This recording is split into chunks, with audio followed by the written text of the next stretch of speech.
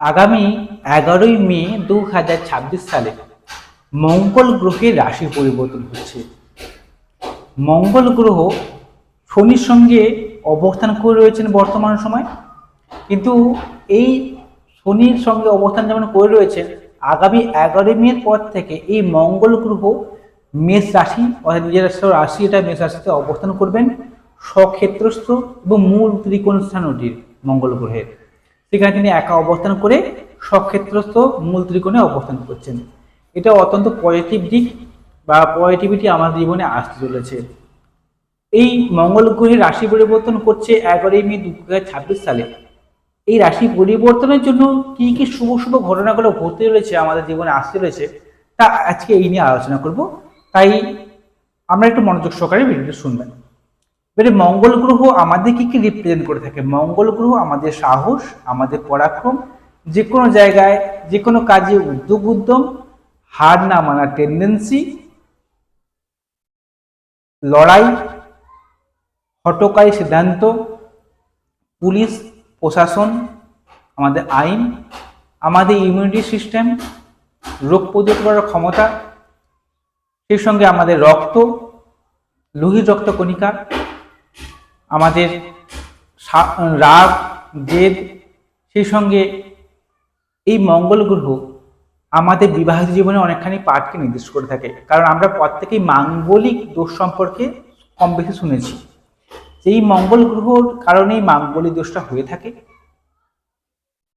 মঙ্গল গ্রহ যদি ভালো থাকে জন্মছকে, সেই ব্যক্তির নেতৃত্ব দানের ক্ষমতাও চলে আসে। যে কোনো জায়গায় এগিয়ে যাওয়ার মানসিকতা তার মধ্যে দেখতে পাওয়া যায়। আজকে সেই সম্পর্কে আমি আলোচনা করব যে আগামী 11ই মে পর থেকে যে মঙ্গল গ্রহটি স্বক্ষেত্রস্থ হচ্ছেন, এই শুভ শুভ কি প্রভাবগুলো আপনার জীবনে আসতে চলেছে। এখানে প্রত্যেক রাশি লগ্নের মানুষ সম্পর্কে আমি এক করে বলবো, একটু মনোযোগ সহকারে শুনে নেবেন। নমস্কার, আমি অ্যাস্ট্রোলজার প্রণবাচার্য। আপনারা দেখছেন অ্যাস্ট্রোলজার বেঙ্গলি। এই চ্যানেলে আপনাদের সবাইকে স্বাগত জানাই। আমার নতুন হয়ে থাকে চ্যানেলটিকে সাবস্ক্রাইব করবেন, বেল চিহ্ন টিপবেন, অল নোটিফিকেশনে ক্লিক করে দেবেন। এর ফলে প্রত্যেকটি ভিডিও আপলোড করা মাত্রই আপনারা সবার আগে নোটিফিকেশনটি পেয়ে যাবেন। এছাড়া আপনারা যদি আমাকে জন্মোৎসব করছেন, তাহলে মোবাইল নাম্বার তো রয়েছেই, মোবাইল নাম্বারে যোগাযোগ করবেন। শুরু করছি মূল আলোচনায়। খুবই সংক্ষেপে আমি আলোচনা করে দিচ্ছি, মূল পয়েন্টগুলো আমি বলবো। প্রথমত বলবো যে মেষ রাশির ক্ষেত্রে আমি প্রথমে বলে দিই, কারণ মেষ রাশিরই অবস্থান করছে মঙ্গল গ্রহ এবং মেষ রাশির অধিপতি গ্রহই হচ্ছে মঙ্গলদেব। তাই মেষ রাশি বা লগ্ন মানি আমি মঙ্গল গ্রহের জাতক জাতিকা। তাই আপনার মধ্যে রাগ যে দেখে বেশি মৃত্যুতে দেখতে পাওয়া যায় এবং আপনার মধ্যে হঠকারী সিদ্ধান্তও দেখতে পাওয়া যায়। মেষ মানুষের মধ্যে যে কোনো জায়গায় উদ্যম দেখতে পাওয়া যায়। কোনো কিছু নিজে কিছু করবো, ইচ্ছা শক্তি একটু বেশি দেখতে পাওয়া যায়। রেগে গেলেও যদি রাগটা বেশি সময় ধরে রাখতে পারে না, তাহলে ঠান্ডাও হয়ে যায় মেষরাশির মানুষেরা। এবারে এই মেষরাশিতে যখন মঙ্গল গ্রহে অবস্থান হওয়ার জন্য আমি যে কথাগুলো বললাম, এগুলো তো আপনার জীবনে অবশ্যই ফলবে। সেই সঙ্গে আপনার যে একটা কনফিডেন্স লেভেল অর্থাৎ আত্মবিশ্বাস, এটা বৃদ্ধি করবে মেষরাশি মানুষদের। সেই সঙ্গে যে কোনো জায়গায় এগিয়ে যাওয়ার ক্ষমতা, উদ্যম বৃদ্ধি পাবে। শত্রু নাশ হবে, যে কোনো প্রতিযোগিতামূলক পরীক্ষায় জয়লাভ করবেন। আপনার গুপ্ত শত্রু ধ্বংস হবে, শত্রুকে চিহ্নিত করতে পারবেন। খুব পজিটিভ দিক থেকে। এই সঙ্গে আরো কোন কোন রাশিগুলো ভালো ভালো হবে? প্রথমত মেষ রাশি তো অবশ্যই ভালো ফল পাচ্ছে। সেই সঙ্গে কর্কট রাশির মানুষেরা ভালো ভালো হবে, কারণ কর্কট রাশির সাপেক্ষে দশম ভাবে অবস্থান করছে মঙ্গল গ্রহ। কারণ দশম ভাবে হচ্ছে মঙ্গল গ্রহ দিক বলে বলিয়ান হয়ে থাকে। এই মঙ্গল গ্রহ হচ্ছে কর্কট রাশি বা লগ্নের জন্য রাজ্যকারী গ্রহ। দশমে থাকার জন্য এই সময় যারা কর্মজীবনে সাফল্য এনে দেবে আপনাকে, কর্মপ্রাপ্তি বা কর্মজীবনের সাফল্য, আপনার বুদ্ধিমত্তার বিকাশ, আপনার ট্যালেন্টের বিকাশ ঘটবে, আপনার সুপ্ত প্রতিভার বিকাশ ঘটবে, প্রেম জীবনে সাকসেস আসবে, কর্মক্ষেত্রে উন্নতি, কর্মক্ষেত্রে উচ্চ পদ প্রাপ্তি, এই সকল দিক থেকে কিন্তু কর্কট রাশির মানুষরা অত্যন্ত ভালো হবে। সেই সঙ্গে আপনার যে কোনো জায়গায় ইচ্ছা শক্তি বৃদ্ধি হবে, পড়াশোনার প্রতি আগ্রহ বাড়বে, সন্তানের ইচ্ছুক থাকলে সন্তান নেওয়ার ক্ষেত্রে সময়টা ভালো কর্কট রাশির মানুষদের ক্ষেত্রে। এই সকল দিক থেকে পজিটিভ দিকগুলো পাবে। তাই মেষ রাশির মানুষরা ভালো ফল পাচ্ছে মঙ্গল গ্রহে গোচরের জন্য। কর্কট রাশির মানুষরা ভালো ফল পাবে, খুব ভালো ফল পাবে। তারপরে যে রাশি আসছে সেটা হচ্ছে সিংহ রাশি। কারণ সিংহ রাশির সাপেক্ষেও নবমভাবে অবস্থান করলে, এই নবমপতি নবমভাবে অবস্থান করছে, সেই সঙ্গে চতুর্থ ভাবের অধিপতি। এই যে সিংহ রাশি বা লগ্নের ক্ষেত্রেও মঙ্গল গ্রহ রাজ্যকারী গ্রহ। এর ফলে আপনার পিতার সঙ্গে সম্পর্ক অর্থাৎ বাবার সঙ্গে সম্পর্ক ভালো হবে, বাবার কাছ থেকে হেল্প পাবেন, স্কুলে যারা পড়াশোনা করেন পড়াশোনার মনোযোগ বৃদ্ধি হবে, গৃহ সুখ বৃদ্ধি হবে, ঘরের মধ্যে সুখ শান্তি বৃদ্ধি পাবে, পারিবারিক কলহ থাকলে সেই কলহগুলো মিটে যাবে, দাম্পত্য সুখ বৃদ্ধি হবে, জমি জায়গা বাস্তু বাড়ি যদি কিনতে ইচ্ছুক থাকেন সময়টা ভালো, পুরনো প্রপার্টি প্রাপ্তিতে আপনাকে সাহায্য করবে, বাবার সূত্রে বা পৈতৃক সূত্রে কোনো সম্পত্তি লাভ বা পৈতৃক সূত্রে কোনো অর্থ ইনকাম বা পৈতৃক কর্মে সাফল্যকে নির্দেশ করছে, ধর্মে কর্মে রুচি বৃদ্ধি হবে, খুব ভালো পজিটিভলি সিংহ রাশির ক্ষেত্রে। আর কোন রাশি ভালো পাচ্ছে? তার মধ্যে পাচ্ছে বৃশ্চিক রাশি। কারণ বৃশ্চিক রাশির ক্ষেত্রেও মঙ্গল অত্যন্ত শুভ গ্রহ, কারণ বৃশ্চিক রাশি বা লগ্নের জন্য লগ্ন অধিপতি বা রাশির অধিপতি, এই জন্য বৃশ্চিক রাশি মানে হচ্ছে আপনি মঙ্গল গ্রহী জাতক জাতিকা। এর ফলে মঙ্গল গ্রহ ষষ্ঠভাবে থাকার জন্য শত্রু নাশ হবে, অর্থাৎ শত্রু হন্তা যুক্ত তৈরি হচ্ছে। আপনার কোনো শত্রু আপনার কোনো ক্ষতি করতে পারবে না। অর্থাৎ বলা হয় না, একটা হিন্দিতে কথা আছে, আপনার একটা বাল বাঁকাতে পারবে না, সেই এক কথা বলতে গেলে এই জিনিসটা, যে আমরা কোনো শত্রু আপনার কিছু করতে পারবে না, ক্ষতি করতে পারবে না। এই শত্রুটার ফিলিংস পাবেন, বা শত্রু আপনাকে সাথে ঘিরে রেখেছে এবং শত্রুরা যেন বারবার ঝামেলা ফেলবে, এরকম মানুষ দেখতে পাবেন, কিন্তু কোনো শত্রু আপনার কিছু করতে পারবে না। এছাড়া যে কোনো প্রতিযোগিতামূলক পরীক্ষায় আপনাকে জয়লাভ সাহায্য করবে। মনে করেন পাড়ায় একটা ঝগড়া হয়েছে, আপনি গেছেন, আপনাকে নিয়ে ঝগড়া হচ্ছে, আপনি যখন দাঁড়িয়ে যাবেন না, শত্রু কিন্তু খুব হয়ে যাবে। ষষ্ঠভাবে মঙ্গল থাকলে এইটা দিয়ে দেয়।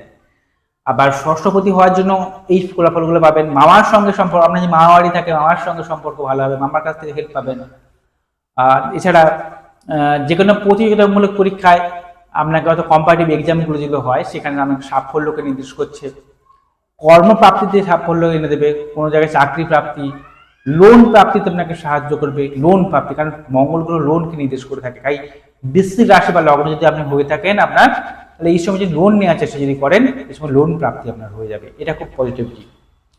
এরপরে আর এগিয়ে আছে কোন রাশি? এরপরে হচ্ছে ধনুরাশি মানুষরাও সুফল পাবেন। কি পাবেন? ধনুরাশির সাপেক্ষে মঙ্গল হচ্ছে পঞ্চমাধিপতি, আবার দ্বাদশ ভাবের অধিপতি পঞ্চম ভাবে রয়েছে। এর ফলে আপনার মধ্যে জ্ঞান বৃদ্ধি পাবে, কোনো কিছু জিনিস শেখার আগ্রহ বাড়বে। তবে আপনার মধ্যে মাঝে মধ্যে হঠকারী সিদ্ধান্ত নেওয়ার প্রবণতা তৈরি হবে। এই হঠকারী সিদ্ধান্তের জন্য ধনুরাশি মানুষরা নানা রকম সমস্যা পড়বে বা ঝুট ঝামেলায় জড়িয়ে যেতে পারে, এটাই থেকে সাবধানে থাকবেন। কিন্তু প্রেমের মধ্যে সম্পর্ক ভালো থাকবে। যে সকল প্রেমগুলো ভুয়ো প্রেম, যে প্রেমগুলো আপনার জন্ম থেকে বিবাহকে পারমিট করছে না, সেই প্রেমগুলো কিন্তু ভেঙে যাবে। সন্তান নেওয়ার ক্ষেত্রে সময়টা ভালো, এইসব দিক থেকে সুস্থ পাবেন। এছাড়া বৈদেশিক যোগাযোগ আসবে, বা ঘর থেকে দূরে যারা কাজকর্ম করেন বা কর্মসূত্রে বাইরে রয়েছেন সেখানেও সাফল্যকে নির্দেশ করছে এই মঙ্গল গ্রহের গোচরের জন্য। এরপরে যে রাশিটি এগিয়ে আছে সেটা হচ্ছে মকর রাশি। কারণ মকর রাশিতেই হচ্ছে মঙ্গল গ্রহ সুতুঙ্গী হয়ে থাকেন। এই মঙ্গল হচ্ছে মকর রাশির সাপেক্ষে চতুর্থ ভাবের অধিপতি, আবার একাদশ ভাবের প্রাপ্তির অধিপতি। একটাকে গৃহসুখ বা গৃহকে দেখছে, মাকে দেখছে, আবার একদিকে আবার আপনার আয়লাভ সাফল্য বা প্রাপ্তিকেও দেখছে। চতুর্থ ভাবের শতক্ষেত্রস্থ হওয়ার জন্য এই সময় জমি জায়গা যদি কিনতে চান, খুব ভালো সময় এটা মকর রাশির জন্য। জমি জায়গা বাস্তু বাড়ি কিনতে চান, সময়টা অত্যন্ত শুভ বলা যাচ্ছে। সেই সঙ্গে আপনারা যদি এই সময় ঘর থেকে মেরামত করব বা ঘর থেকে নতুন করে সাজাবো, খুব ভালো। 4 চাকার গাড়ি, 2 চাকার গাড়ি বা কোনো যানবাহন যদি কিনতে থাকেন, ভালো সময়। সেই সঙ্গে একাদশপতি হওয়ার জন্য প্রাপ্তি হবে, আপনার গৃহপ্রাপ্তি, যানবাহন প্রাপ্তি, বন্ধু বান্ধবের সঙ্গে সম্পর্ক ভালো হবে, প্রতিবেশীর সঙ্গে সম্পর্ক ভালো হবে, ভাই বোনদের সঙ্গে সম্পর্ক ভালো হবে। প্রতিবেশী কিন্তু কোনো সমস্যা থাকে, সমস্যাগুলো মিটে যাবে। বা গৃহগত কোনো সমস্যা থাকলে বা ঘরের মধ্যে কোনো সমস্যা ঢুকে থাকলে সমস্যাগুলো সমাধানের সূত্রগুলো আপনারা পেয়ে যাচ্ছেন, এটি আপনার মকর রাশি বলে অবগত হয়ে থাকে। এরপরে যে রাশিটির কথা বলবো সেটা হচ্ছে মীন রাশি। কারণ মীন রাশির সাপেক্ষে দ্বিতীয় পতি অর্থাৎ অর্থ ধন সম্পদের অধিপতি মঙ্গল গ্রহ, এবং সেই সঙ্গে নবম ভাব অর্থাৎ ভাগ্যাধিপতি ধর্মকর্মের অধিপতি গ্রহ হচ্ছে মঙ্গল দেব। তিনি সেকেন্ড হাউসে সক্ষেত্রস্থ হওয়ার জন্য এই সময় কিন্তু আপনার মুখের বাক্য একটু কটু হবে, বাস আপনার মধ্যে একটা কথার মধ্যে একটা ঝাঁঝালো ভাব থাকবে, বা একটা রাফ ল্যাঙ্গুয়েজ, বা কথার মধ্যে একটা স্পষ্টবাদিতা দেখা যাবে, মূল হচ্ছে স্পষ্টবাদী হয়ে যাবে। এই স্পষ্টবাদীর জন্য অনেক সময় শত্রু কিন্তু বৃদ্ধি হতে পারে, এটা মাথায় রাখবেন। তবে এই সময় আপনার সেভিংস করতে পারবেন, আপনারা আপনার টাকাটা জমাতে পারবেন, কুটুম্বদের সঙ্গে সম্পর্ক ভালো হবে, পারিবারিক সম্পর্ক ভালো, পরিবারের সঙ্গে সম্পর্ক ভালো হবে। আর তার টাকাগুলো জমা ইনকাম করলে টাকাগুলো সঠিক জায়গায় আপনি রাখতে পারবেন। নবম ভাগ্যাধিপতি হওয়ার জন্য ভাগ্য সহায় হবে, আটকে থাকা কাজগুলো আপনার উদ্ধার হবে। যে কাজগুলোতে আপনি বারবার বাধা পাচ্ছিলেন, হবহ করে হচ্ছে না, আটকে যাচ্ছে বারবার, বাধাগ্রস্ত হচ্ছেন, সেই কাজগুলো আপনার উদ্ধার হবে এই মঙ্গল গ্রহের কৃপায়। এবারে আমি 7খানা রাশি বা লগ্নের কথা বললাম। এক হচ্ছে মেষ রাশি, 2 হচ্ছে কর্কট রাশি, 3 হচ্ছে সিংহ রাশি, 4 হচ্ছে বৃশ্চিক রাশি, 5 হচ্ছে ধনু রাশি, 6 হচ্ছে মকর রাশি, 7 হচ্ছে মীন রাশি। এবারে বাকি রইল আর মাত্র 5টা রাশি, বৃষ, মিথুন, কন্যা, তুলা আর কুম্ভ। এই 5টা রাশি হলো। এই 5টা রাশি কি ভালো ভালো পাবে না? তারাও পাবে। তবে এই যে রাশিগুলোর কথা বললাম, একটু বেশি মাত্রায় পাবে এবং এরা সেই ফলাফলটা বুঝতে পারবে। এবারে একটা কথা হচ্ছে কি, যেটা সবচেয়ে গুরুত্বপূর্ণ, জন্মছকে যদি আপনার বা ঠিকুশিতে আপনার বাড়িতে রয়েছে, ওইখানে যদি মঙ্গল গ্রহটা যদি ভালো অবস্থানে রয়েছে, সুসক্ষেত্রস্থ বা সুতুঙ্গী অবস্থায় রয়েছে, বর্তমান সময়ে যদি মঙ্গল গ্রহের দশা চলে, তাহলে যে আমি যে ভালো ভালো কথাগুলো বললাম, সেগুলো অবশ্যই আপনার জীবনের সঙ্গে মিলবে। এটা এখানে মাথায় রাখবেন। তাই অতি অবশ্যই একবার জন্মছকটাকে বিচার বিশ্লেষণ করে নিন। আপনারা চাইলে আমাকে জন্মছক বের করছেন পারেন, আমার মোবাইল নাম্বার রয়েছে, মোবাইল নাম্বারে যোগাযোগ করুন। নমস্কার, সবাই ভালো থাকুন, সুস্থ থাকুন।